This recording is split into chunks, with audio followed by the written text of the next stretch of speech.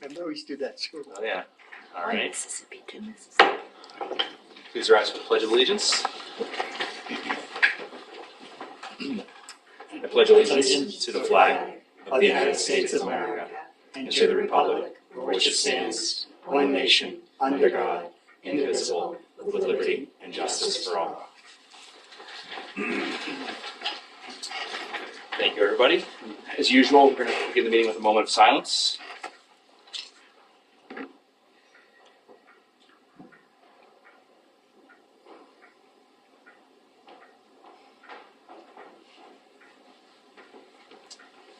Thank you. I need to announce this meeting is being recorded and televised by the local cable company and seek a motion to approve bill and payroll warrants. So moved. Second. All those in favor? Aye. Aye. Unanimous. I need a motion to accept correspondence into the read file. So moved. Second. All those in favor? Aye. Unanimous. Thank you.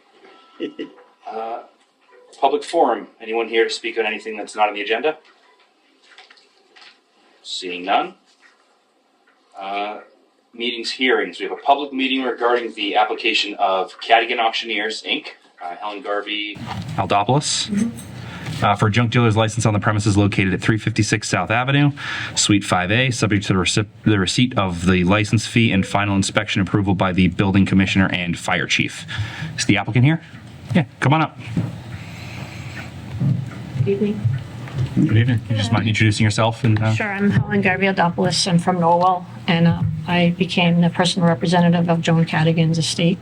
She passed away February 5th, and I'm trying to dispose of her assets and her inventory and so forth.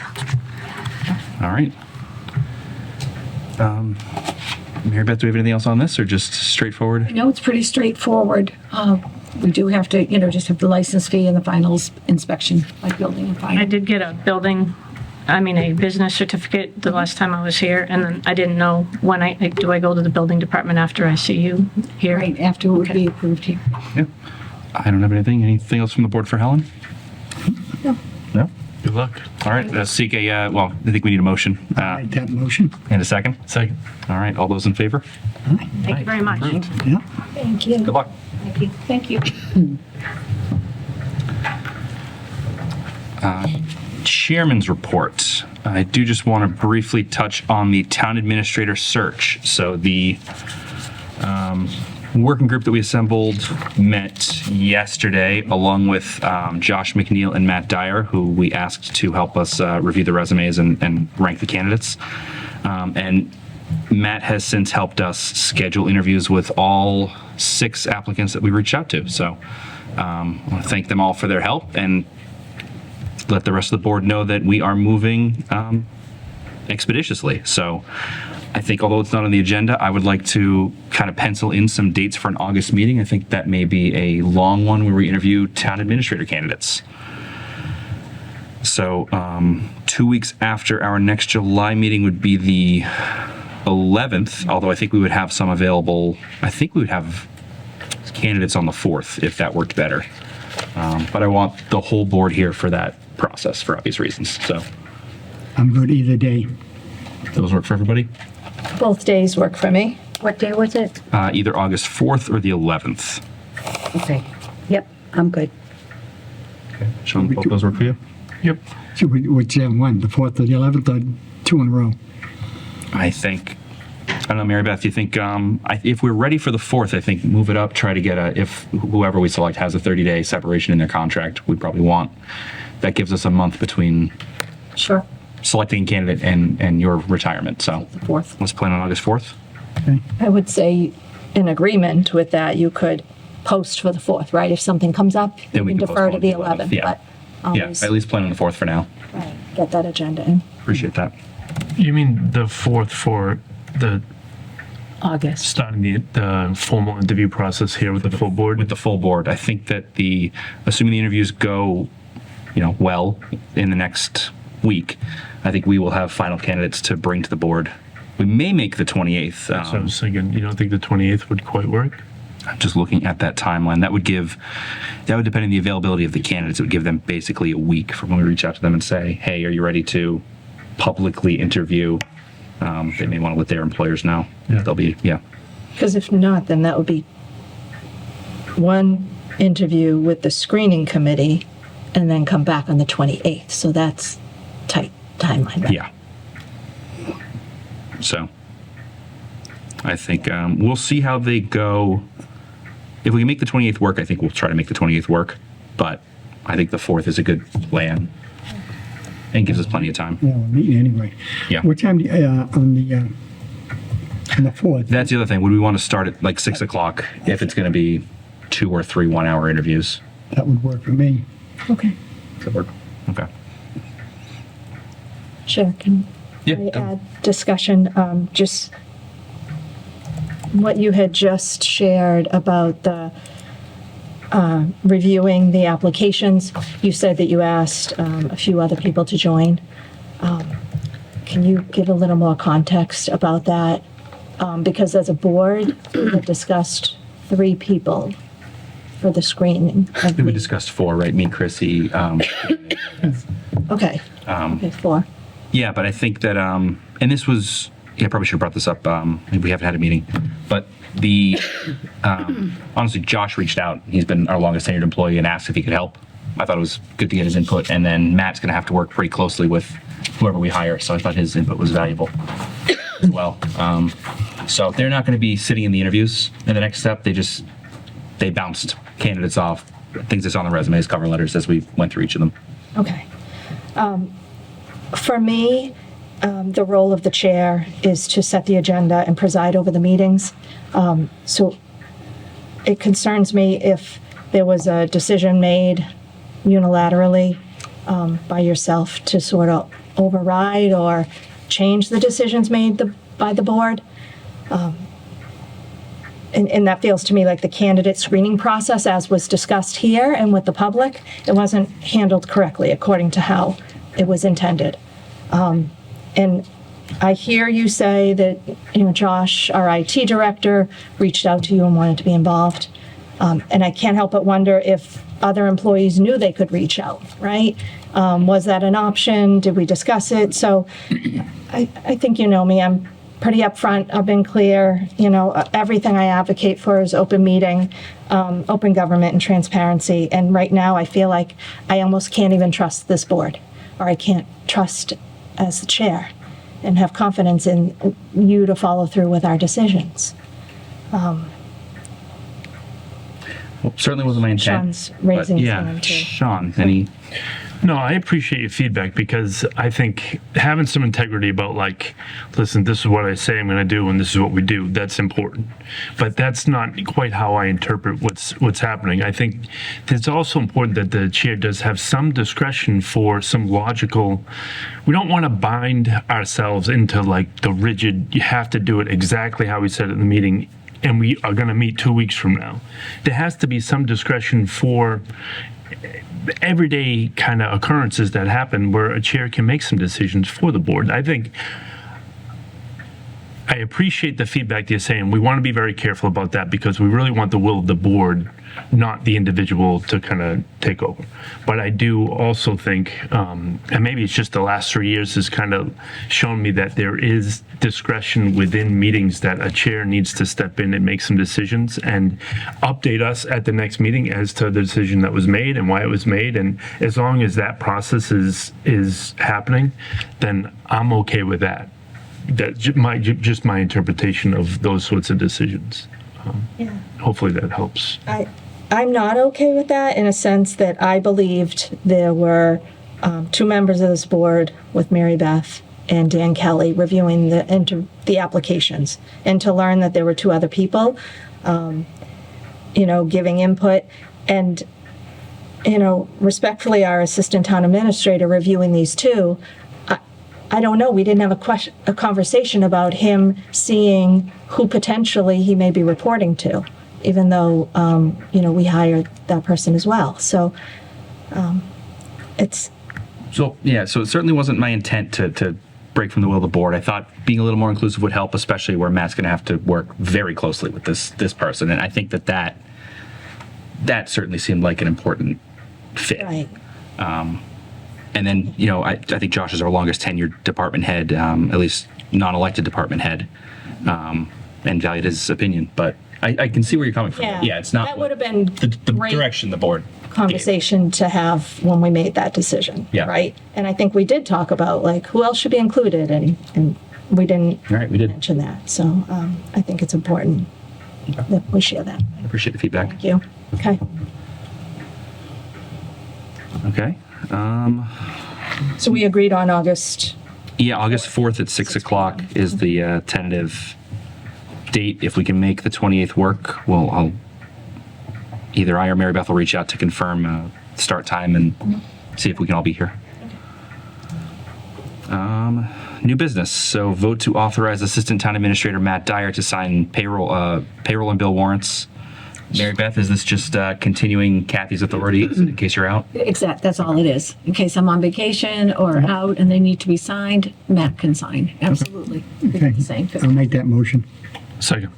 Any discussion on that? One discussion because I wasn't familiar that Kathy used to do that or is there any conflict of interest or does that have to be filed if he were to sign a payroll warrant with his own payroll on it?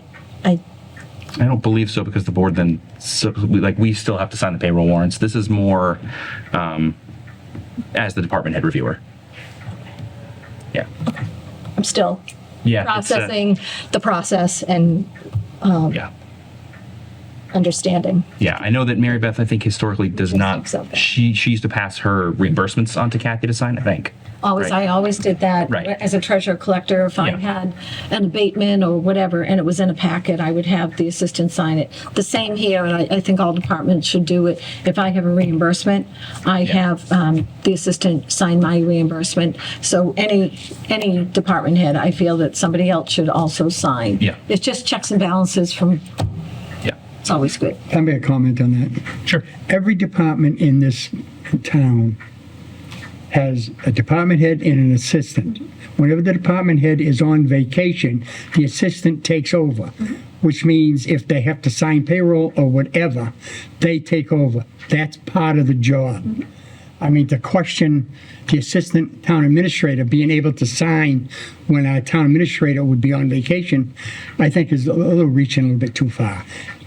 I mean, come on. I mean, I'm not questioning that. I'm learning the process, Dan. And I didn't realize, and that's why we have meetings and have these discussions in the open. I thought this was for like the assistant town administrator to sign the bill and the payroll warrants, not the department ones. So perhaps the motion could be clarified. I thought this was like in place of this board signing it. So it's just a No, it's not delegating the board's understanding. authority. So I'm asking for clarification. which we did during I'm not COVID, actually, I questioning think. the process. didn't, we got a copy of this here last week, right? Of the agenda, Yes. email. And it was on there. So that question was there. Would have been just as easy to come in and talk to Mary Beth and say, what's the process? That's simple. Instead of bringing it up here and having meetings going on for hours. I mean, I think some of the questions you asked, there's some common sense in some of those questions that it could be Yeah. found out prior to the meeting. That's And I don't think we need to start going there. I think Dawn's But if coming I with were, valid questions. yeah, if I were to go in and ask questions, then the public wouldn't have the information as well. And I think that's important. Sean, you had something? No, it's just around. You're looking for a motion? Yeah. I'll make that motion. Okay. Second. All those in favor? Aye. Aye. Unanimous. I think we are going to pass over the next item because our deputy fire chief was unable to be here tonight. Correct. I'd like to pass over. All right, so pass over Need that. a motion to pass over? We can. Motion to pass over. Second. All right, all those in favor? Aye. Aye. I need a motion to vote to rescind the appointment of Karen Huxham from the Council on Aging, effective immediately. So moved. Second. Any discussion on that? All those, Mary Beth? Karen was a Whitman resident and she's no longer a Whitman Yeah. resident. That's the reason for that. Just Appreciate that. So now we have a vacancy on the Council on Aging that will need to be filled at some point. All right. All those in favor? Aye. Unanimous. Need a vote to appoint Megan Harden to the position of member Whitman Cultural Council for a 3-year term through June 30th, 2029. So moved. Second. Any discussion on that? I would like to thank Megan for her work and volunteerism up to this point, too. She's been instrumental in many cultural council activities, so thank you for her time and for stepping up. Agreed. She's a great fit. Agreed. Yes. All those in favor? Aye. Aye. DPW, town water sewer capacities.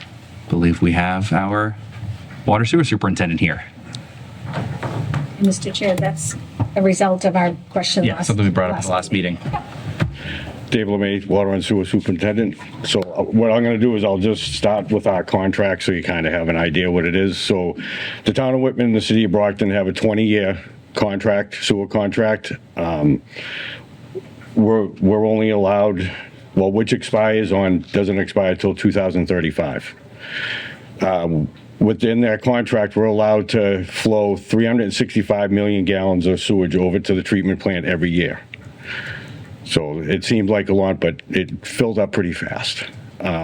Within that contract, with the 365 million gallons per year, if we go at the end of every year, if we go over the 365, there's a look back. So every day that we're over 1 million gallons, it's a $5,000 penalty. Every day it's $1.5 million, it's a $10,000 penalty. So we can go over, but it's going to cost us. So that's kind of how our contract with Brockton works. Capacity-wise, are we close to that capacity? Or is there- I can get into that too. No, that's fine. Jump That's in the fine. gun. No, feel free to ask questions. That's fine. So I did a running average over the last 4 years, and we average approximately 320 million every year. But that's just, I went 4 years, so that's kind of what we do on an average. Okay. So I've looked into certain project. I did this part last year, and I looked into certain projects because I want to keep up with everything to make sure we don't go over. And we try to keep a 10 million gallon a year, 10 million every year, just as a reserve, a buffer, would say. So we have a contractor that wanted to build 4 houses. We have 604 Washington Street, which is in progress being built. 159 Auburn Street, which was a duplex with 4 bedrooms in each. We have 471 Harvard Street, which is the 55 and over community that they're building. 870 Temple Street was another project. The old Jamie's was a project. The new DPW building, which is done. Del Creek Disposal is looking to build a 3-bay metal building up on Bedford Street.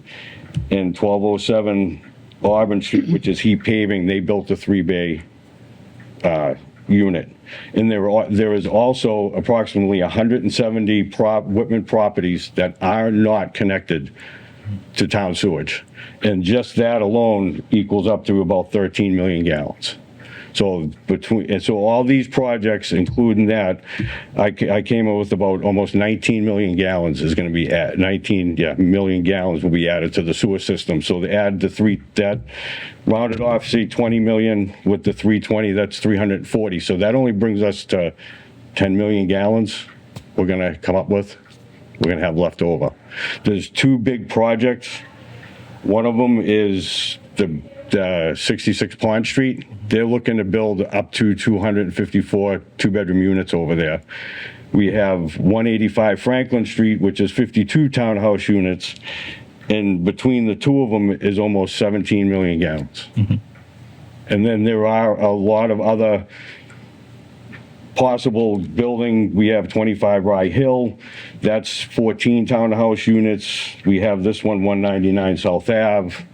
Janelle Ritter has looked into building on her property in Whitman, which is by Old Coach and Old Colony and stuff. She's got 125 acres there. So what's buildable, I don't know what she's going to build, but she's inquired on possibly building there. So there's a lot of upcoming projects that we might not be able to possibly do due to the sewage. So that's kind of where we stand right now. But right now our average every year is about 320 million. Yeah, Sean. Couple things. Could you send me that information?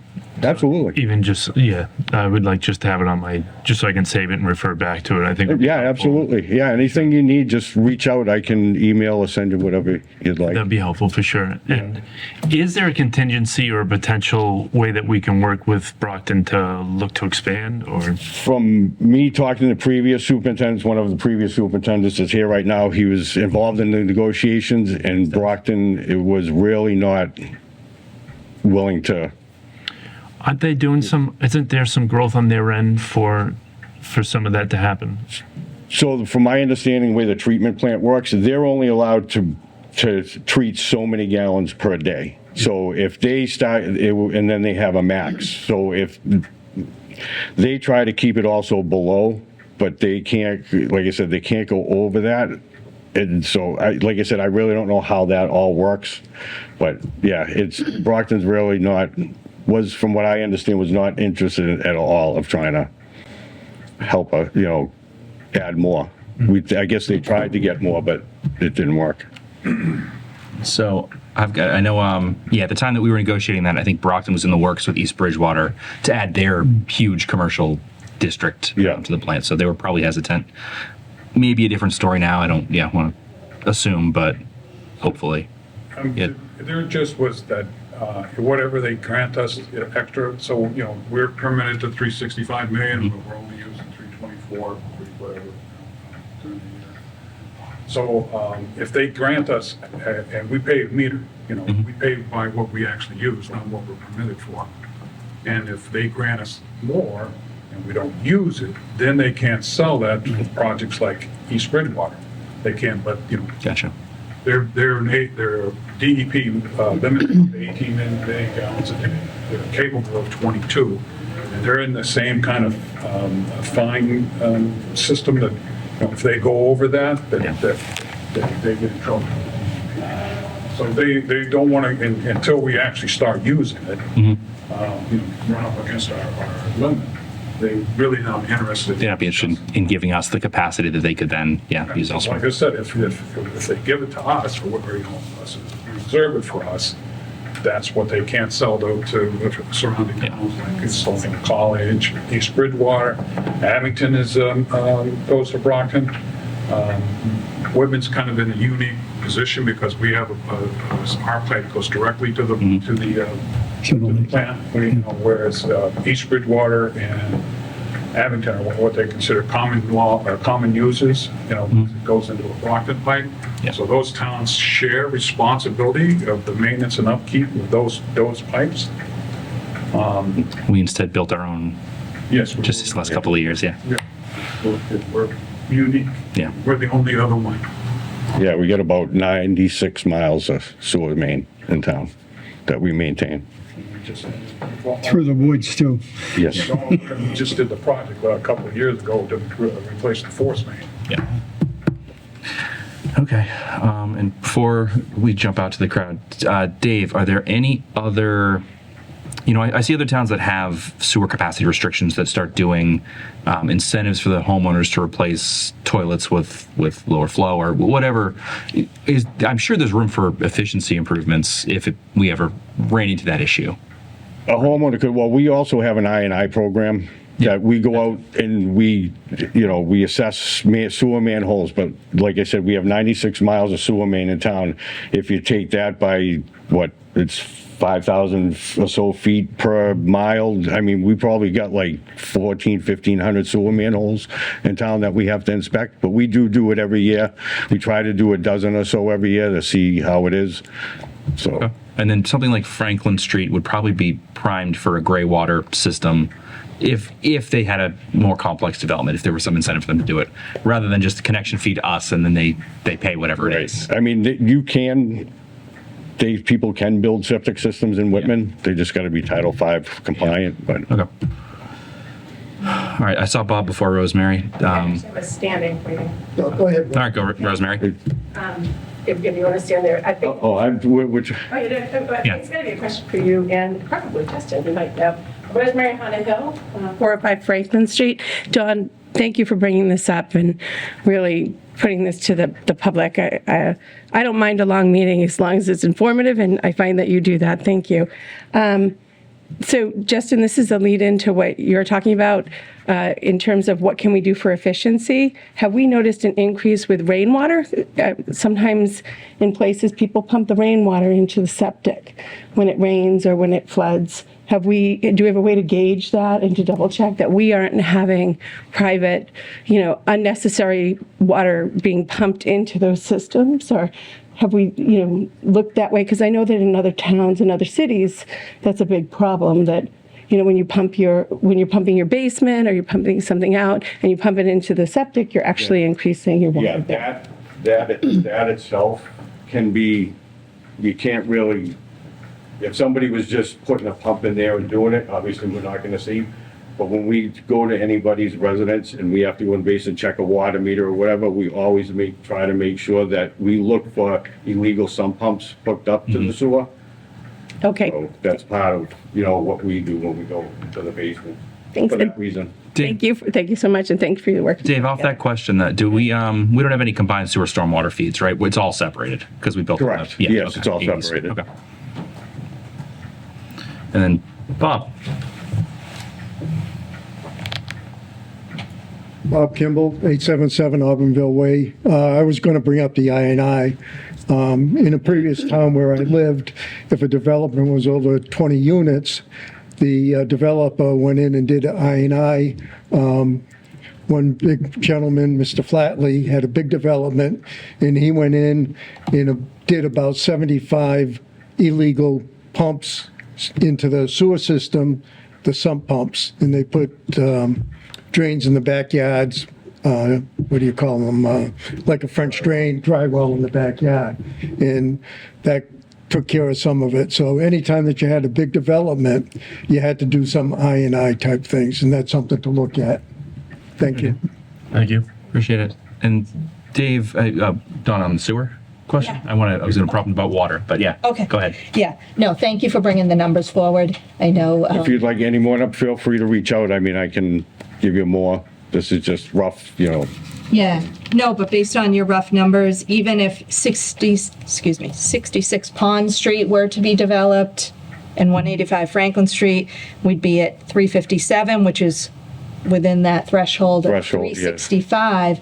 But to the gentleman's point, that at that point, we could go back to perhaps negotiations with Brockton and say, we're at that limit, right? Is there the opportunity now to expand on that, right? Or are we saying that's a hard ceiling? Like, it sounded like you were just We saying that, we're talking to them now, we're not even using it all, right?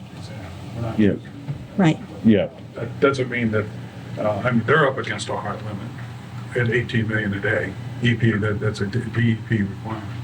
So if they don't, at that time, when we reach 365, if they don't have anything to give us because they've sold it to other places, then Yeah.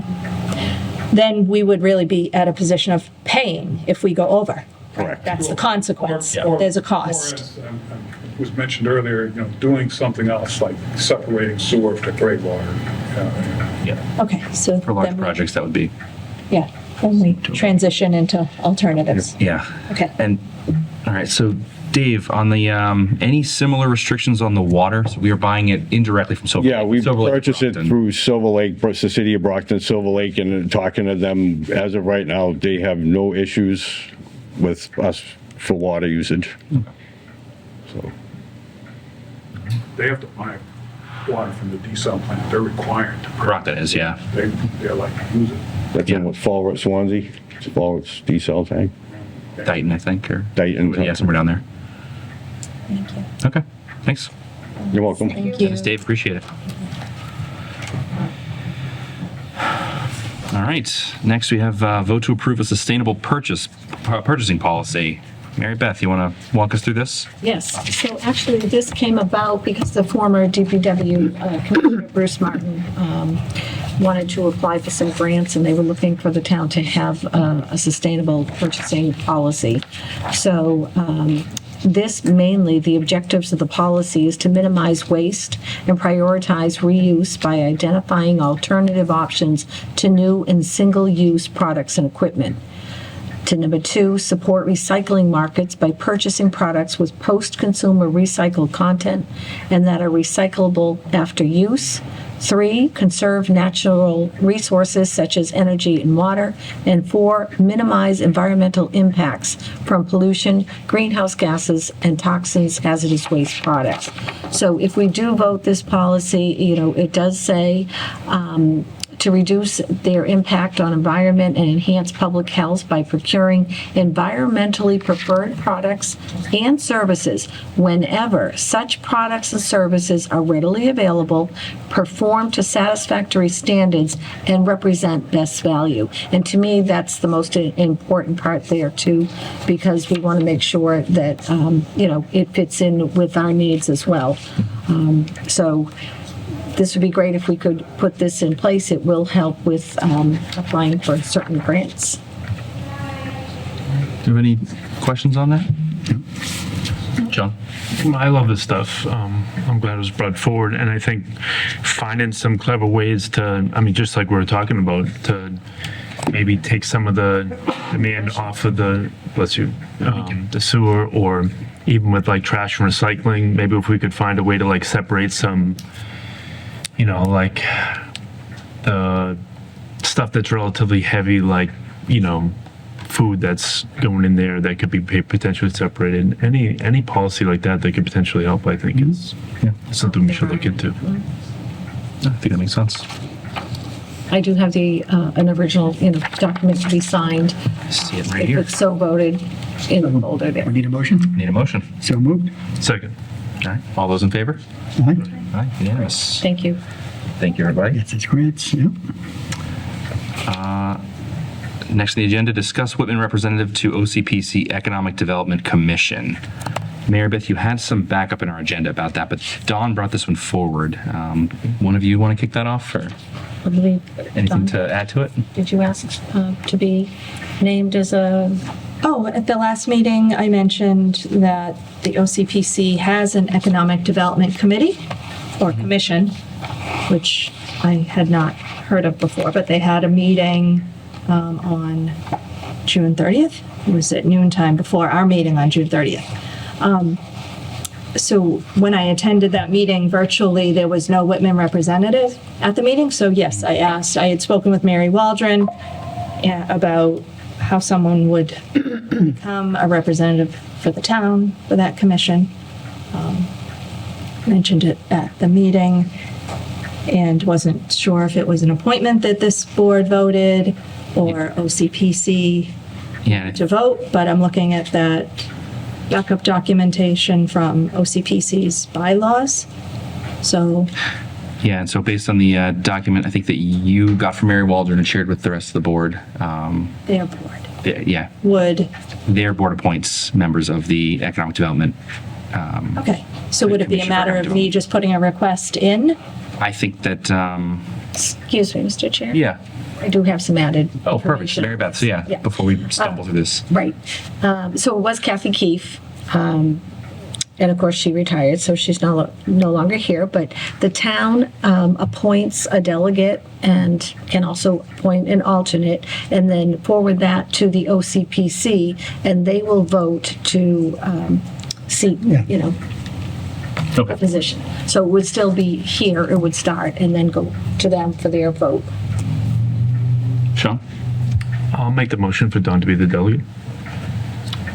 I'll second that. All right. And then would we, I think the intent would be subsequently to make Matt the alternate for. I would say, may I basically to suggest- maintain that professional staff Right, representation. and that's not the delegate to be the alternate, Yeah. especially with his background. And So I think a motion to request the OCPC name Don to their economic development, was it committee, commission? So moved. All those in favor? Say thank you. aye. Thank you. Congrats. And then seek a motion to ask OCPC to name Matt the alternate delegate. So moved. Second. Those in favor? Aye. Thank you. All right, and that brings us to old business. So town hall auditorium use policy. Mary Beth, did you have some changes? Minor changes. So we did talk about this at the last meeting, and the changes really that I just made to the document is basically on the fees. So we had discussed having fees for 501c3 nonprofits. So I did put in an amount here, and this is in draft form, for town departments and committees for an hourly rate for a fee to have no charge with a minimum does not apply. Outside groups, nonprofit, 501c3, and that would be something like Dollars for Scholars and Mothers Club. So this fee is, relatively low from what we could have chosen, but still will have an impact to these types of groups. But I put that at a $50 minimum, a $50 hourly rate with a $100 minimum. And then external for-profit groups, I set at $100 an hour with a minimum of $200. In addition to this fee, the facilities usage fee, we have the custodial overtime fee at $50, 3-hour minimum. That would not apply to town departments or committees, but for the other groups. Okay. My only question, I think, is trying to remember. I think it was the Band Boosters who tried to have an event here, and we voted to waive the fee. Is there any allowance for the board to waive the fee if there were something like that that's technically a 501c3 but does immediately benefit We can town departments or something? If the Friends of the Library tried to have something, it would fall in that gray area. And that's Dollars for Scholars. Dollars for Scholars All as the well. work that they do with their scholars. We've done that in the past, yeah. So if Yeah. you want to put that in, certainly you could. I just want to caution that you want to not pick and choose Right, and it be creates- pretty consistent. So maybe not have 501c3 and just charge for profit. I mean, that's a discussion of the board. But I don't want to see, I'm hoping that you don't choose 1 year, it's back and forth. You don't want You to, want to be consistent. Yeah. Any questions from the board? Yeah, Sean. I just think unfortunately we're in the situation where we can't be taking money out of our budget to support even some good organizations. If the organization is having an event that fits in line with the general services that we're already providing, then that makes sense. But I think we really do need to charge at least a nominal fee to offset some of the costs that we're going to incur by some of these events. I just think that's the reality of the situation that we're in. And we're looking at basically minimum 250 custodial plus usage fee for a 501c3. Don? That was going to be a little bit of my feedback to sort of look at these rates, and I appreciate the time, Mary Beth, you put in to bring this forward, which is a starting point for a discussion, right? But if we're looking at nonprofits, it says $50 an hour with a minimum of $100. So that's 2 hours. If they wanted it for 4 hours, then it's going to be $200. Plus, are they paying the custodial? Correct. Right. So, The way this is written, and we can do right, anything. right. Custodial fee is $50 per hour with a 3-hour minimum. So it's $150. And when our custodian does work now, of course, that's over his 40-hour weekly, so it's time and a half anyway. Right. So I just chose a round Yeah. figure. And that'll be paid to the town, right? To the town, and that says it further in here, checks payable to the town. I'm looking to try to make this as simple as possible, rather than the hourly rate with the minimums, and maybe say, for a nonprofit group, I'm thinking to match the 3-hour minimum. If we're saying that the custodian's going to have to be paid for 3 hours, maybe we simply say for a nonprofit, you can have it for 3 hours, $100, right? And just make that the base. And then if they want it more than 3 hours, then we add that. I don't know. Can I say, comment on that? Yeah. So, in other words, so if we just charge $100 for the custodian that worked for 3 hours, that means that the town, on an hourly rate, would have to make up the difference in the cost of having a custodian here, when it's not a town, not like a town meeting or whatever. I mean, if somebody is renting it and they need the custodian has to be here, whether to empty trash or to open and close, whatever, he needs to be paid what it would cost the town to have him here. And the cost should go directly to the town, and of course, then we'd pay him, out of payroll. Which is what we do. Right. Right. Yeah. But I mean, just to say a flat rate of $100 and if he, No, I'm saying that would be their flat rate for the usage, right? Because we've got two fees here. They pay the custodial overtime, $50 times 3 hours, $150. That's automatic, plus a usage fee. Am I reading this right? Right? Yeah. Yeah. I'm trying to, I guess, simplify I mean, I it. think that if we want, as a board, if we wanted to waive the usage fee, that's one thing, but not to waive the custodian fee because we have to pay him. He will not work for nothing. Correct. You know what I mean?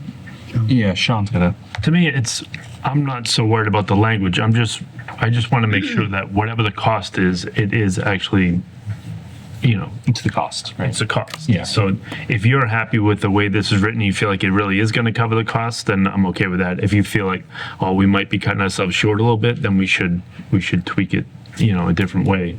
I just want to make sure that we're not short and it's going to be coming out of the budget. I think these prices are good because if they were to go to an outside VFW or whatever, I'm Yeah. certainly sure it's a lot more money to rent that hall. Well, I compared it to Yeah. the district, their policy. They do, the hourly and the minimum, and they're much more expensive. Of course, their Right. auditorium and the Yeah. seating and the stage, and, Yeah. it's a completely different Yeah, it's a facility. different. I mean, certainly you could just go with the custodial fees and not do any usage fee, right? I mean, it's the custodial fee that really comes directly out of our budget, as well as, our lights and, just other Yeah, costs. utilities, wear and tear. Yeah, the other stuff that we have in there. I actually like the structure of this. I think we're in the ballpark at least. Do we want to vote on this? Do we have any comments? There was one other yeah. section that Don had mentioned, the capacity for the room. Yes. And for standing room capacity, it's 385 people. But for a function, if they're having tables and chairs, depending on what the event is, it was suggested for about 100 to 140 tops, if they're having a function where they're having tables taking up more space and so forth. So I just added that language in there as well. If, say somebody wants to come and use our auditorium for a music, a band or whatever, a popular band, you got isn't the amount of people that are allowed in the auditorium, we'll say for town meeting, is like 300? So it's 385 on the lower level, so I didn't Right. include anything on the Right. upper level. For town meeting, there's another amount for the upper seating. Yeah. But for functions, usually it's just the main floor. Right. And But I'm it just saying, is if there was a 385. concert with a very, popular band or whatever, and, and you could get a lot of people, and they're buying, people are paying tickets to go see them, It's 385 for the lower level. yeah. Because I thought you could fit, it's 600. Okay. Looking for a motion? I think so, if we're okay with this. I'll make that motion.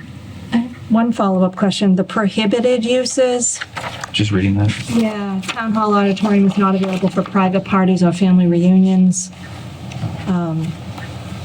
So again, I'm just feeling, it's prohibited for that, but as Dan just mentioned, if a Right. band wants to play music on the stage, is that a permissible use? It's not necessarily written out that it's prohibited, right? If they're not a 501c3 band, I feel like there's language in here that could leave it. I think I'd rather start with a more restrictive policy, see how it works before opening it up to things like, it is still a workplace during the week. It's not like it's a vacant building. Talk about on the weekend, Yeah, but it's like, Friday night, Saturday unlike night. the, so that's something we've taken into account with the new middle school is being able to totally block off sections of the building. We don't have that here. Like if you let people in on the weekends, the individual doors can lock, but it's still a fairly open building to the rest of the workspaces, private Oh, I see what you're records. saying, yeah. Yeah, Struggling because I want the community to be able to use it, right? If someone wanted to have, you know, a DJ and just have a dance, right? Have a Friday night dance Like the high school. for the community. with that, I think it would meet the, right? Can we maybe alter the language just so that it comes before the board for Like approval? this does say that. It will come before Each event, the yeah. facilities manager would have to say approve it, and then it comes for final vote to the board. I just caution, like, I don't know of any other town hall where their business offices are, where they have functions, you know, especially anything with any kind of alcohol or a wedding or anything near We used their to, offices. we used to have that for the town park, where we used to have, you know, Yeah. alcohol. But now we're having inside where all of our work is, offices, information. They were there before. We used to have it. Well, we used to have The the Friends of the Park used to do Friends it. of the Park Yeah. used to have a wine tasting, for food and wine and everything. And it's a, And they come in the front door and use the auditorium. I mean, they had access to the bathrooms upstairs and downstairs.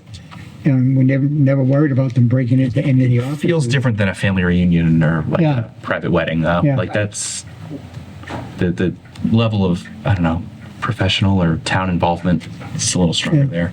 I was thinking ultimately the Corthell building would be ideal I think that would be ideal for those kind of things.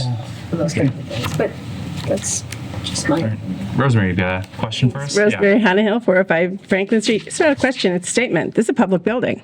This isn't just a workplace. This is a public building. We are allowed to walk into any room or anything. You can lock the doors that are places that you don't want, but this is the public's building.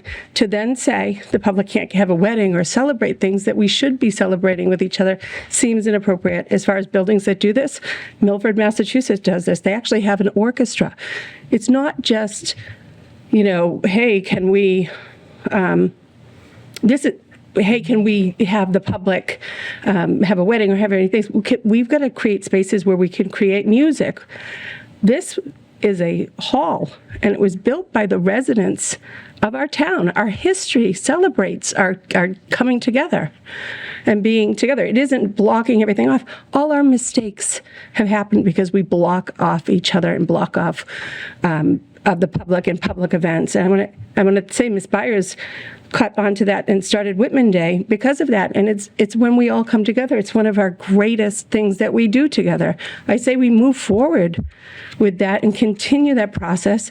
I think it really is, certain people are personalizing the building by saying only this workspace. The same exact architect in the same exact hall as Framingham, Massachusetts. They allow for beautiful events, and they have all kinds of set up very similarly to this. So it's an excuse. It's not a real reason. We see it being done properly. We see it celebrating families. A lot of people really feel connected with Whitman and would love to have their wedding there. They say it all the time. There used to be events and parties and dance recitals there. It's not. It's like a dead room that we only go in and do meetings. I hope that we can begin to remember who we were and open that up again. Thank you. Does the district have weddings in their auditorium? I don't know of any. I don't know if any. I don't think they would have a wedding at the Don, you have a district. question? Weddings at the district? They have weddings at what district? At the high school? That's not as beautiful as, okay. I don't think that. Milford, Massachusetts does. About the above section of Milford, Massachusetts has the orchestra, and it is a place where everybody goes and celebrates. The town comes together. The kids do events there. We do all the Girl Scouts events. We did all the Girl Scouts events there. So it was, you met more people, you had more conversations, you got more volunteers. We're always looking for people to, volunteer for things and do things. And I think we don't have enough going on here because people don't know each other as well. So it would be nice. Oh, Don. So, Rosemary, thank you for reminding me, because I went to John Campbell's museum when John was alive and when it was over at Harding Print. And it was the first time I saw all the memorabilia of the Regal Band and all the musicians and the Whitman bands that they had. and the celebrations they had in this town hall. Yeah. The flower exhibits, Oh, beautiful flower exhibits. yeah. So I think that's why I'm just coming back to this again and hoping that this board can come to an agreement to not make this so restrictive. And we should be welcoming the community into this. And it's not for the purpose of generating revenue, to Mr. Kane's point, it's to cover the expenses with the cost to continue to maintain the building. Yeah. Yeah, I support that. You bring up that Framingham Hall, and I've seen that Framingham Hall, and it reminded me of this hall, you know. And, yeah, I'd like to see a way to make it less restrictive, but if it's coming before the board anyways, then we can talk about potential, if we have, concerns that need to be addressed, we can talk about it at that time. So, I think I'd still rather start slow and see how it goes before opening it up to. So, I mean, I think bands would be allowed under this, right? There's no restriction there. Girl Scouts would be allowed. It's private parties and family reunions, so you can't have a baby shower here, right? Like, it's trying to draw those kind of lines, which I think is.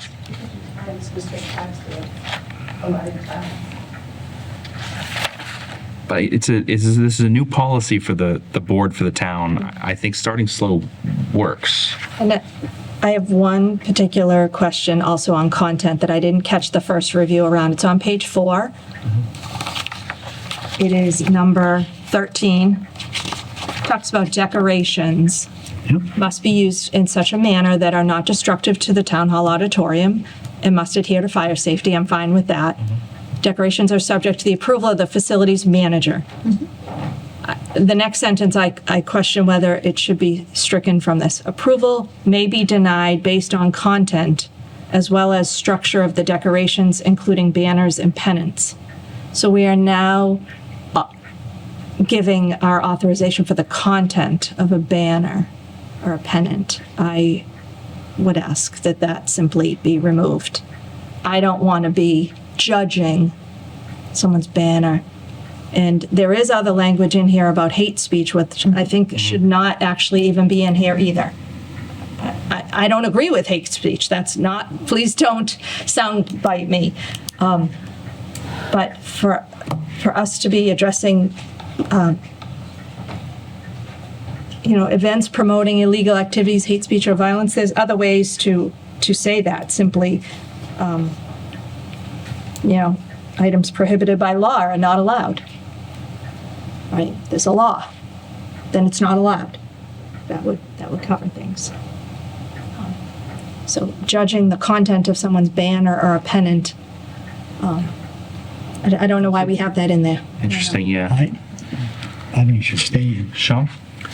I'm with you. I feel like I get your concern about starting a little bit more restrictive, but honestly, I would love to see more baby showers in there. I think we could do that in a way that's healthy. If I know that people traveling throughout the building is a concern, so maybe that's a concern that we can kind of look to offset, but I would like the public to use that beautiful facility more and feel like this is more of a communal kind of space that we can use. And I'd support that. I have another question. Yeah. If, say, we opened it up to bands, popular bands, and, and all of a sudden we find out, they're selling tickets or whatever, for whatever, and there's gonna be 600 people coming, we're gonna need police officers here. I think that's written in here. It's the responsibility of them to check with local control. Right, and pay for them. Public safety. Right, and pay for them. If it's not already, we should add that, Dan, yes. It shouldn't be, yeah.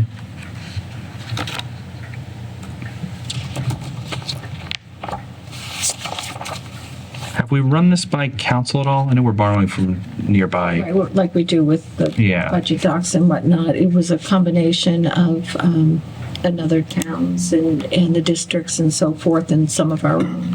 So certainly, we can put that I know by. the but we Cushing can- Center had language that said it is the responsibility of the applicant using it to consult with public safety based on the event and the number expected in attendance over whether public safety, a detail would be required, and it's their responsibility to pay for that as well. So maybe we can find that clip or language to include that the renter, so to say, is responsible for reaching out to. Then maybe check with Milford and Framingham to see if they've got any other smart restrictions on private events in a workspace. Sure. We're getting close. I can't. Yeah. Good stuff. This good government takes time, guys.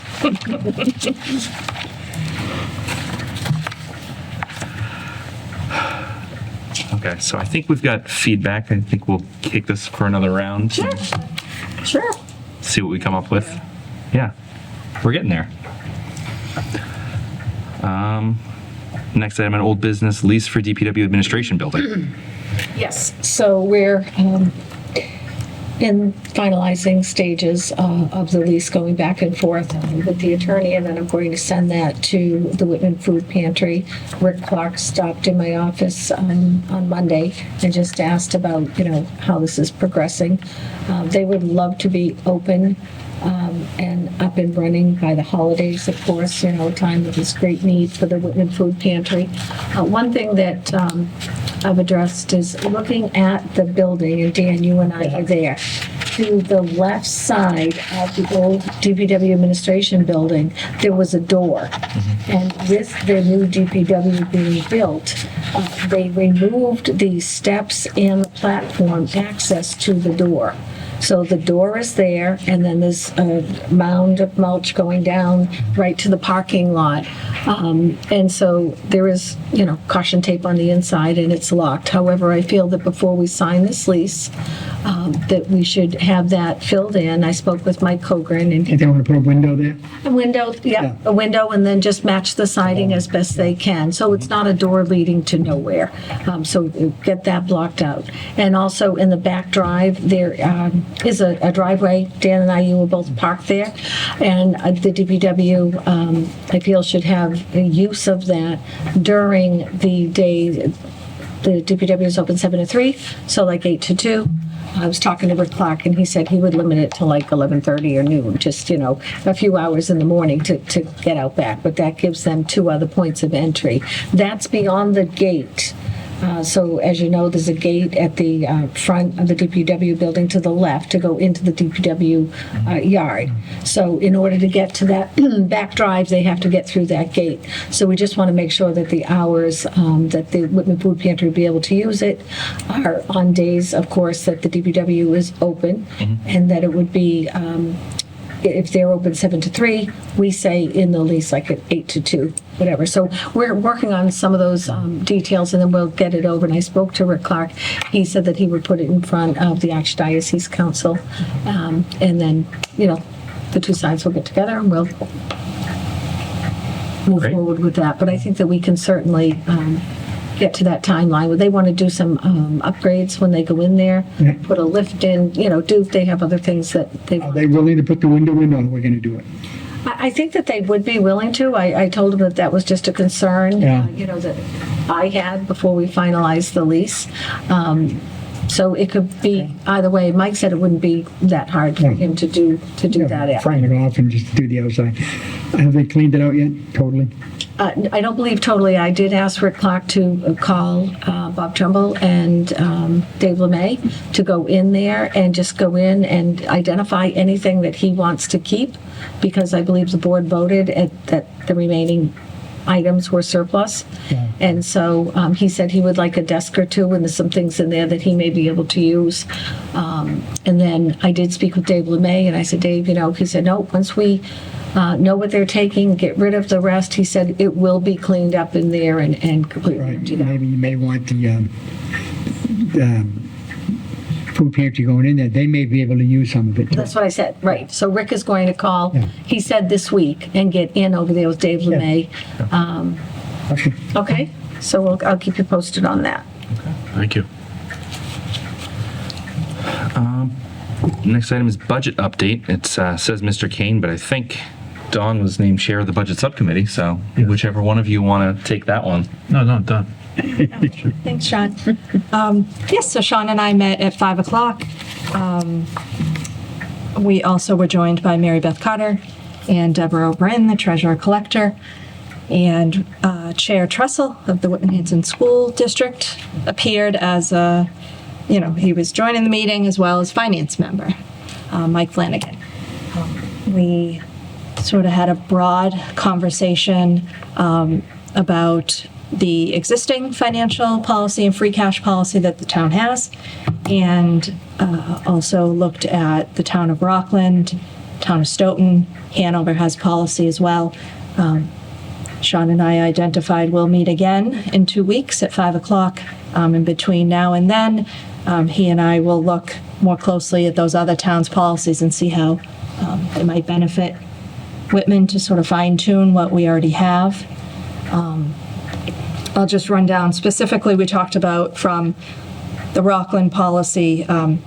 It's quite comprehensive. It's 78 pages, but the bulk of it talks also about financial operations, which is procedures of departments, and we weren't in a position to get into that or talk about, people's jobs and so forth. We wanted to focus on the first, it's 26 pages, financial planning. So there's 8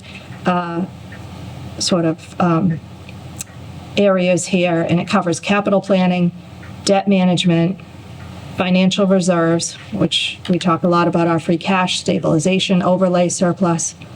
Then there's forecasting, indirect cost allocations, investments, one-time reserves, and OPEB. So it's a fair amount of areas in financial planning. When you actually dig into it, it's a lot to review.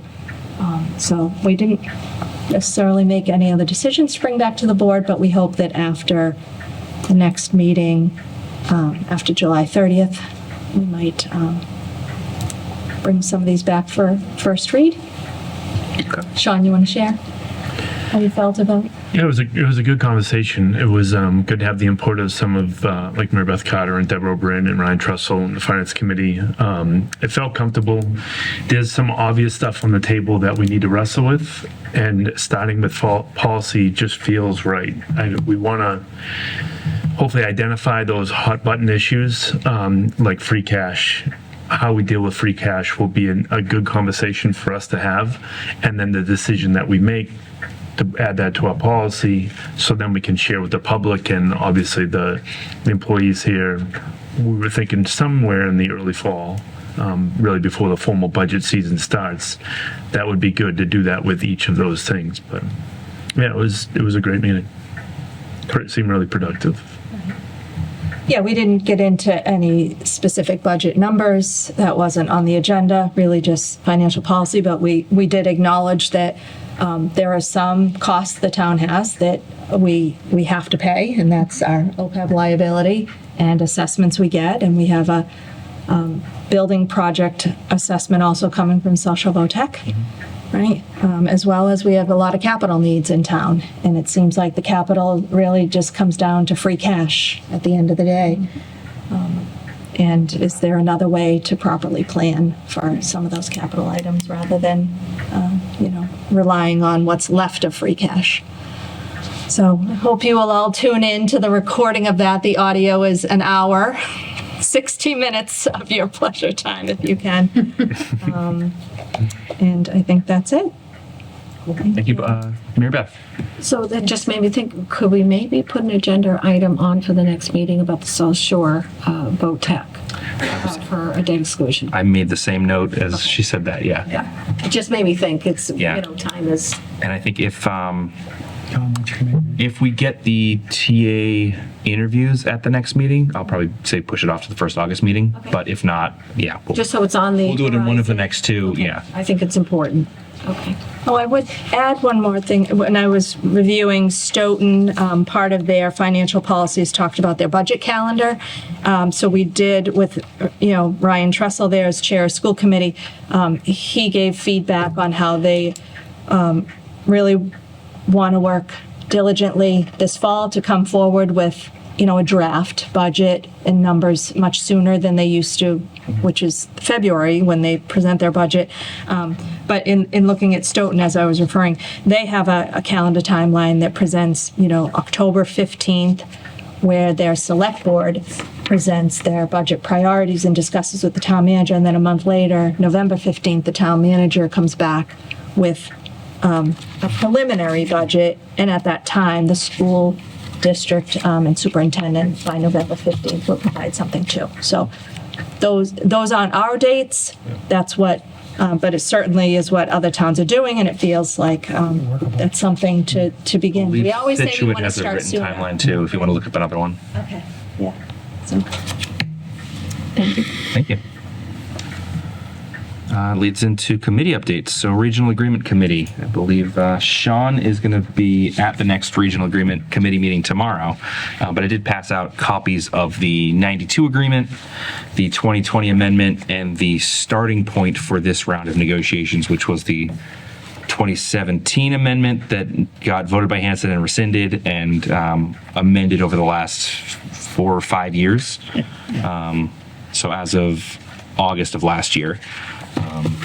But I think, Sean, I'll let you take the lead on this. Is there anything you're looking for from us before your meeting tomorrow? Yes, absolutely. And I heard Don loud and clear at the last meeting saying this isn't Sean Kane going in there with my ideas. Like seriously, it's important because I've had those feelings when other people were going to a similar meeting and feeling like, geez, I hope they're representing my thoughts and ideas. And I really take that serious. I'm not going there as an individual. I'm going there as a representative of this committee. So your feedback, right?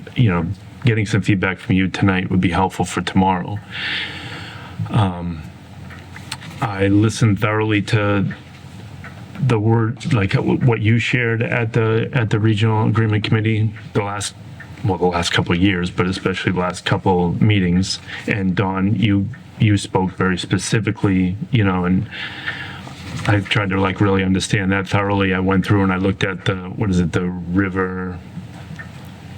Farm River Regional. Regional is in Massachusetts, Yeah, yes. no, but actually I went through and I read the regional agreement, the specific portion that you referenced, and I said, that really makes sense to me, I also watched Hanson's last select board meeting and listened to Mr. Malisi give an update from their perspective. And I think that's all really relevant and valuable information to process. For me right now, I would like to go in with your permission and really look for a compromise. I think and my idea of a compromise is like middle ground. I do have strong opinions about transportation. Obviously, I've spoken out about that in the past. Again, I've listened carefully to Don's argument, and it isn't just transportation. There's also ways that we can potentially look to change the way that we calculate the portion of the assessment over and above the minimum local contribution, that kind of stuff. And I honestly think having you share that information is is valuable, because I think it's going to help Hanson come to terms with the middle ground more easily. Without you sharing that information and some of the other information I think that we've shared, I hope that they get a better appreciation for our perspective on this really complex issue. Practically speaking, though, I think if we go into the budget season at odds with Hanson, I think it would really be bad for them. I think it'd be bad for us. I think it'd be terrible for the school, and ultimately really bad for our community. I think we've been through some really difficult time. I think we need to come together. And like I said, with your permission, I would like to find some middle ground. Obviously, any middle ground that we toss around would have to come back to this board, and it'd have to get approved. But I think that's the best thing we can do. And Mr. Malisi, with his board, he seemed to share a similar sentiment. He said he really wants to go in and find a compromise. So I'm optimistic with a little bit of new blood going into that committee, and with the compromise kind of on the forefront of, well, at least he and I, but hopefully that they'll also be on the same page, we could really make some quick ground as far as getting to an agreement with that. I would love to do that before the fall town meeting. That's really, for me, that's what I would love to do. But any feedback now from you guys would be helpful. I have some. Yeah. Sean, when you say compromise on both ends, not like when we went to the statutory method, town of Whitman for the first year paid a significant amount, so it didn't cripple the town of Hanson. They need to understand that. I think we went way over and above really helping them out because it was really a strong issue to deal with for the town of Hanson. I agree, but they should have did that years before. But whatever. I'm just saying any compromise that we make, it can't be just we helping Hanson. Hanson needs to be helping Whitman and other issues. You know, I mean, I don't know. I mean, they think Whitman's a bigger town than Hanson, but the point is, we all have to live with what we have. And as I say, we can't be bailing Hanson out and them looking at us saying, oh, good, you know, and not helping us out in any other areas. That's it. I would just say that I support what you're trying to do, and as you seek a compromise, just keep in mind what it will do operationally to a school district. Right. So one of the things that I raised the first time we discussed a 2/3 voting method, which is kind of pared it back a bit. Not that I was opposed to it, because I think it would actually give the towns more leverage over the district. But I was worried about things like reorganizing the board. Can you get a 2/3 majority to elect a chair? Right? Or it's the things that like have to get done every year, or negotiating a contract with a new superintendent. You know, if it becomes contentious and you've only got 6 members supporting it, it's not great anyway, but you need a superintendent. Yeah. So that was some of the stuff that I hesitated on just like an operational basis, where like the compromise is there, but it might be unworkable for the agreement itself. So Seems like with Hanson, that's a very important issue for them. Yeah. It's a 2/3 vote, which part of me agrees with the 2/3 vote. I feel like it would bring more consensus on the board. It's already there for the budget. You know, the budget right now, you do need 2/3 of the vote. But that's interesting. I hadn't thought about that with maybe some practical issues, so that's some good feedback. financial items, it's probably more usable than like administrative votes. Logistical stuff. Yeah. Tom? Yeah. Aside from that vote, what do you envision needs to be compromised on financially? Well, I think with transportation, there's kind of 2 obvious compromises that I'll propose. One would be either to go from where we are now and then over 2 years transitioning to like a fully into the operating budget, moving transportation fully into the operating budget, which is advantageous for us.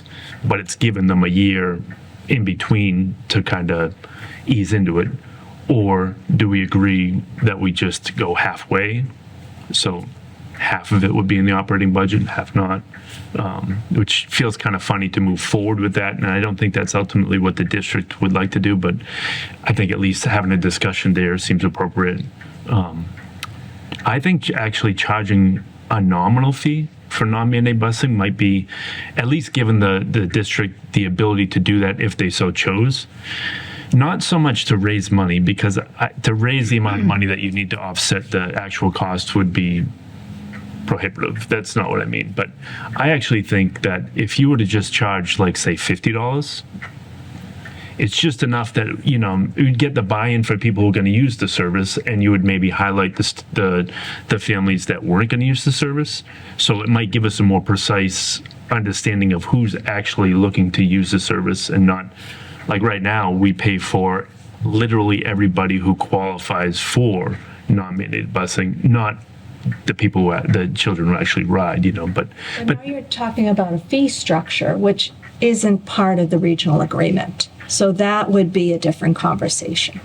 yeah, I think it would be just not putting that fee structure into the regional agreement. Right. And so that's a different conversation for the school committee to have about Yes, fees. yes, Right. yes, So yeah. that, honestly, that shouldn't be part of the Regional agreement. regional agreement. I don't think the school committee believes they have the authority to implement a fee structure. That's all. Without a change in the regional. Exactly, that's all. So I didn't. That's okay, no. The- I had thought that At one of the last meetings, Ryan said that if we had a fee structure, or fees, that it would have to be for everybody, and there are people that can't afford to pay the fees. So that's something that I think that the school committee would have to work out as a policy, but to allow them to implement a fee structure. So this, typewritten page around transportation, apportionment of costs for, transportation, it says that it's, assessed to the towns, right? It's either paid by the district or assessed to the towns. It doesn't give them you can charge users. So I think that's what they would need amended, or some language like that, which exists in other agreements. It just gives them the ability to, though they know the system way better than we do. So instead of the restrictive language, which is either or, some language that allows them to choose. That's all. I don't want to impose anything like I just said the $50, but it would really be for the school committee to figure out. Something where athletic fees are getting prohibitive, this might be another outlet for them to not burden the same families. Right. Yeah. Right. A couple questions, maybe probably Dawn knows it more than because she's on the school committee. Does Hanson have non-mandated busing? For students? They have some, but very little. Very little, right. Yeah. And their ruling is anything less than 2 miles, right? Mile and a half is what They're going with a mile and a half too? Yeah, so for Hanson, it's like $50,000 a year is non-mandated busing. For us, it's like 250, 300. Right. Yeah. So, all right. They have, and I got the paper, Yeah. brought my homework, 184 non-mandated, live with Students. 184 in Hanson, Yeah. within the mile and a half, All right, and right? do they don't charge the students, right? No, No, they can't. Okay. Right. So they got 184, and we have how many? 300 something? no, we have Yeah. 12, I'm Really? sorry, 360, no, sorry. Whitman's non-mandated, I'm gonna say by school, so you got Conley, 308, DeBall, 256, that's at 560. Say 600. Whitman Middle, 112, 700. and then, Yeah. in the high school too. So 700, non-mandated in Whitman because of our density, right? Right. High Yeah. concentration. Right. So, I had follow-up when I asked my question to Sean because it was, what did he feel like compromising on? I'm going to give you some feedback, and I don't support any phasing of that transportation piece. And I would like to hear from Hanson a compromise on when they're going to return the $500,000. And I'm not joking. I am serious as I sit here, because we know they have the ability to pay for that. We do. And you can hear it in my voice. I've been hearing it year after year, they're still reeling from the statutory. Oh, yeah. Everyone was aware of it. They knew how much they should have been paying. They weren't. They were funding other things in their town. And we agreed to that compromise on the field in 2020 during a pandemic, because I think many of us felt it was unbelievable times, right? And that situation seemed difficult, even though people knew. So I am very serious. I will not support a compromise unless it's on their part to really acknowledge the costs that Hanson should be paying. And in this transportation piece, when we're talking $40,000, $50,000, to put it in the operating budget and assess it the way it really always should have been, in the mileage method and the different calculations, it has to stop. And I hope the district will, put it in the operating assessment. But aside from that, I think we need to start the conversation with a compromise over the amount above the minimum contribution, and really have the hard discussion that Whitman is paying $700,000 to $800,000 more now, because that amount of the budget, which is about $8 million, is being assessed 60% to Whitman, 40% to Hanson, or 61 and 39, when if we used the combined effort yield, which is the ability to pay, which the Department of Revenue recognizes, it's the EQV of our communities, then that could be assessed just like the minimum local contribution. That's assessed first. We take that same allocation and apply it to it. That's where I would like the real conversations to be. You're saying get away from the statutory? No, it's still statutory. Okay. But then the amount that's calculated after the statutory, Okay, statutory numbers. which Okay. we're doing per pupil because that's what this 2020 amendment says, we could negotiate it. I feel like I've been studying this for a long time, and I think I thoroughly understand your argument. And a big part of me agrees with you, and I think this is really the state's formula. Somebody who has an issue with this, they really have a problem with the state, not so much with us, right?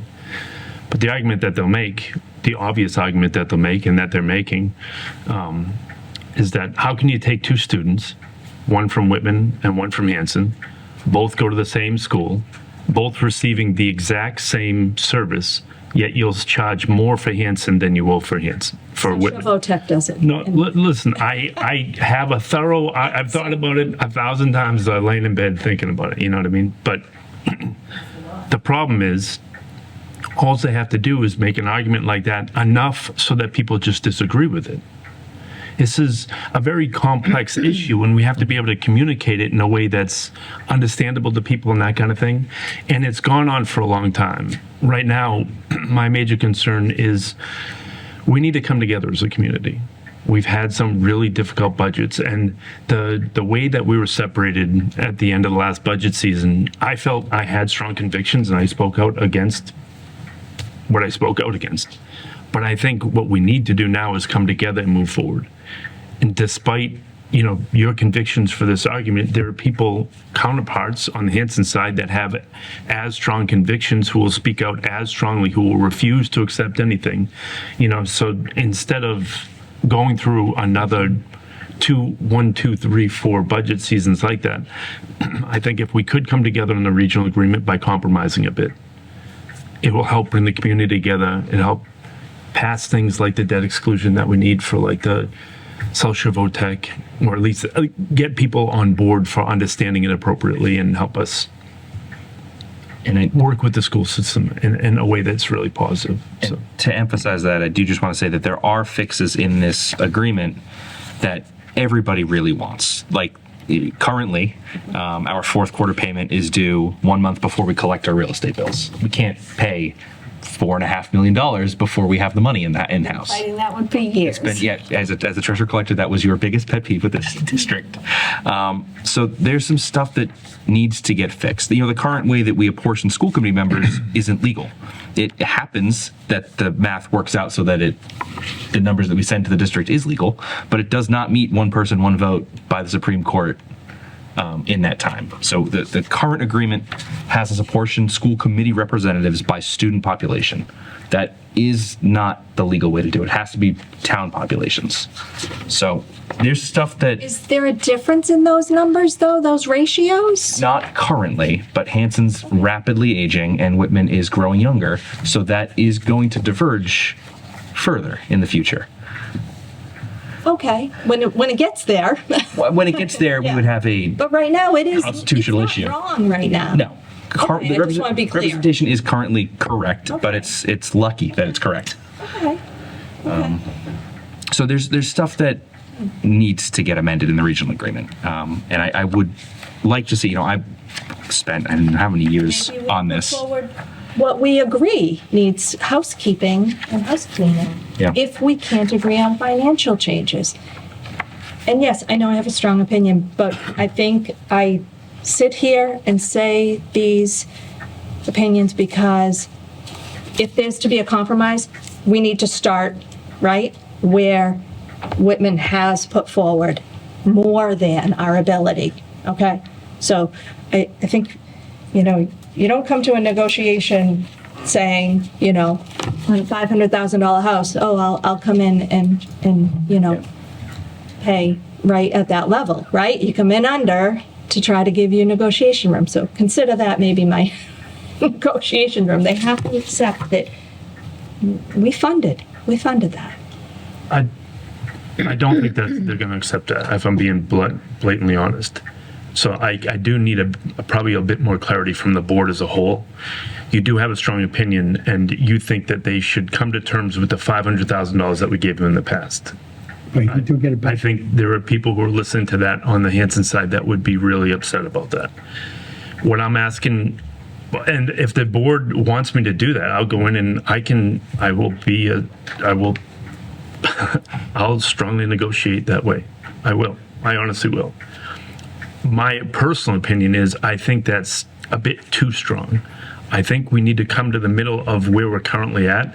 And I think trying to get the non-mandated busing into the operating budget is really an end goal that I think works better for the district, for us, and ultimately I think it would benefit Hanson. Short term it wouldn't, but I think long term I do think the district will be able to find a way to run it in a more efficient way. Yeah.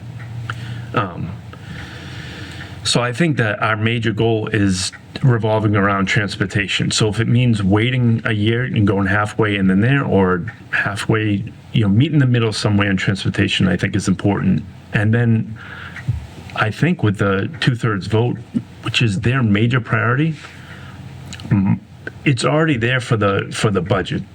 So aside from some of the other logistical stuff, I don't think that that's a bad give to them in order for them to give a little bit on the transportation. That's kind of where my mind's at. But what are they giving on the transportation? I don't see that. They would say, I'll give their argument. Their argument, or at least the argument that I've heard, is despite what the state says, this is our agreement, an agreement that they have made with us, Whitman and Hanson. They believe that keeping non-mandated busing separate right now is the way that we agreed. Forcing it on them to move it into the operating budget is one more way for us to force them to pay $60,000 more per year. And that's not an agreement that they made, and they don't appreciate us forcing them to do so. Yeah, and for years we were paying more from 92 when the statutory method came into effect with the state, and Lake South Shore Tech got it in immediately. We just went with, unbelievable. I mean, I think that's where I'm saying I don't understand the need for a compromise again, when we already know from experience that the compromise wasn't necessary. I guess you've made your opinion clear. So I guess for the rest of the board, is it more of like a compromise and meet in the middle, or is it more of a arguing sternly, from a place where they owe us $500,000 and they really need to move way over? I think for me, at least, I'd like to explore compromise and see what you bring back to the full board. I think getting this settled is important. And if the Hanson Select Board is willing to come to the table for a 2-year step, I think that $25,000 or so is worth getting these other structural changes done. As long as Whitman is not giving up again, but and it's costing us more than it should have been assessed to us. Yeah. We can't be the ones that are compromising to help Hanson, but yet they don't compromise on anything to help Whitman. I can't believe that that big, like you said, that big compromise of $500,000. That was I'll come to unbelievable. Rosemary in a second, but I did want to give Chrissy a chance if she had a thought on that. I kind of agree with Dawn about going after that 500,000. Okay.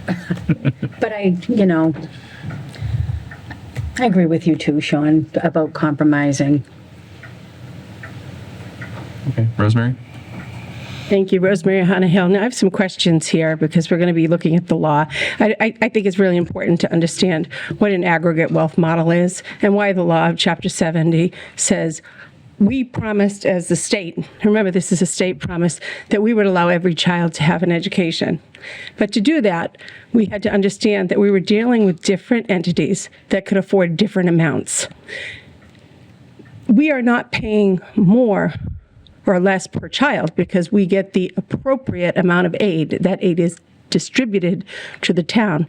So when it ends up between our amount that we're taxed and the amount that we've been given to support the state's effort, we pay the same amount of aid.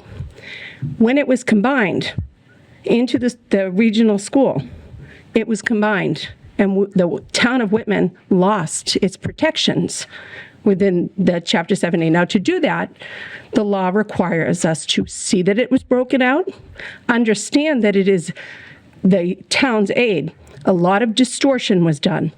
It was over $4.5 million, I believe, almost $5 million, not the small amount that Don's asking for.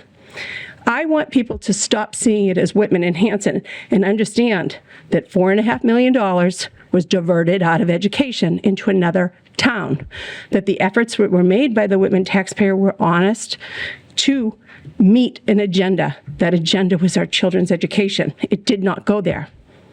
Now, if you're going to compromise with the real numbers and the real understanding that that gap still exists because this Chapter 70 formula only makes you rise slightly each time. That means they currently are not paying what they probably would be if we had kept it honest completely the whole time. There is still a gap. I think misrepresenting what fair is wrong, and you're saying what compromise is without the true whole picture, compromise in your idea of our belittled sense. And that's what you're saying. You're saying this is this amount, this is this amount, not recognizing the true effort of Chapter 70 will end up just being a giveaway. The same compromise that we made last time essentially gave Hanson money that they put in a stabilization account. They didn't even put it towards education. And then they reused it the next year or over the years for their things. Now, I think compromise has to start with a realization of where we're at. The money left without meeting legal standards. It was not voted publicly that we should have used that. We actually are eligible to get the whole amount back if people wanted to make the effort. I think it was a small effort on Don's part. It's a small effort to say, hold on, every single selectman in Hanson and Whitman should be representing the truth on this matter. Mr. Savucci has said exactly the truth. The way it was supposed to be done is the way they did it at our other regional school. It is a regional school with similar laws. Mr. Savucci's right. So if you're going to walk into this and want to compromise, you have to not have us in a diminished state to begin with. Thank you. I think you've got something to go with. I do, but to respond to that, because that felt a lot like you were speaking down to me in a way that, Exactly. It was a lot. well, I guess you just misunderstand, my message to the board. I understand your argument thoroughly. And in many ways, I feel like I'm in line with exactly what you're saying. My role isn't to prove that we are right and to make sure Hanson knows that they are wrong. What I believe is going to work is that we meet in the middle, because there's people who, as fiercely as she just spoke and as strongly as she feels, there are people on the Hanson side that feel as strongly and will speak as fiercely, and they have sway over Hanson voters. And right now, if we don't come to an agreement with the region, I think it's bad for our community. And I don't have the ability to convince the Hanson people in the way that I wish I could. So I think it's best for all if we accept that. They feel strongly, we feel strongly, we're stuck.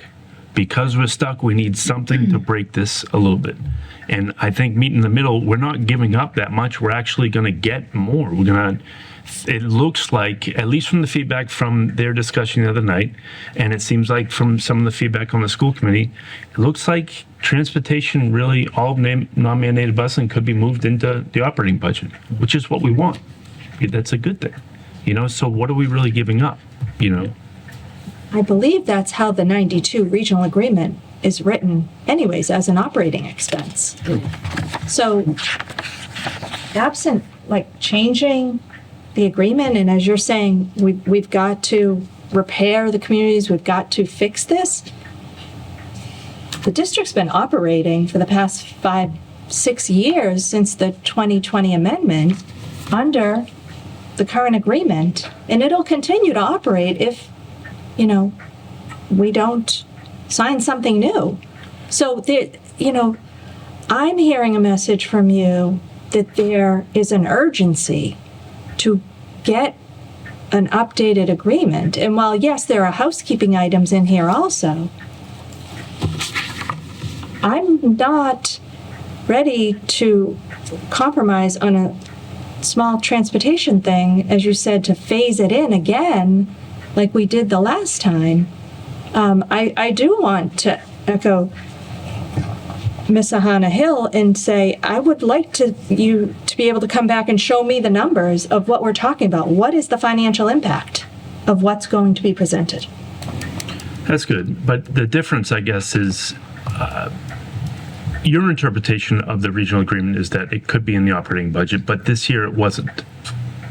This year it was not in the operating budget. Correct. So there is something to be practically speaking, if we agree and Hanson agrees and the district agrees to put it in the operating budget, then that's real money. That's a real difference between the way it was computed this year, calculated. So I wouldn't underestimate the value of coming to consensus on an updated regional agreement, not just for transportation, but for some of those other reasons. Because that is, $60,000 roughly, depending on where reimbursement comes back and all that kind of stuff. $60,000 could have really helped this year. So I think there is some practical value in presenting that compromise. Sean, if it's in the regional, if we put transportation in the regional agreement, non-mandated, does that help Hanson at all? It would hurt Hanson in the short term with the $60,000. They would be paying more, we'd be paying less. Just one time, and then yes. And what about future after that? But I do think if there's also a clause that gives the school committee a bit more autonomy over how they run this, I believe it can be a bit more efficient.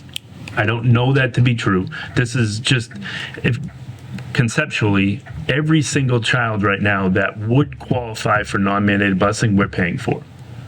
You know what I mean? That we pay for every single, theoretically, if you move into the district and you meet the criteria, we pay for that seat on the bus.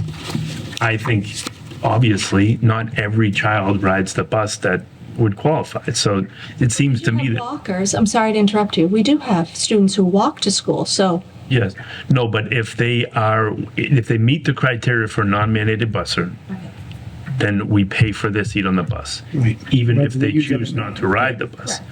So it seems like maybe they can develop a system that would kind of flesh out, these are the people who really want to use the service, the families, and these are the families that don't, and maybe just cut down the total cost of transportation, which would be better for Whitman and for Hanson. And under the current practice, there's no incentive for the district to do that, right? Because they just pass the bill on to us. Yeah. So that's something that It's almost Whitman the and Hanson opposite, could like gain, it's- right? They have no, right. And in fact, by keeping as many people in that nominated pool as possible, they're able to meet their bus fill percentages so that they meet that state minimum, I think 75%. So there are games that can be played Yeah.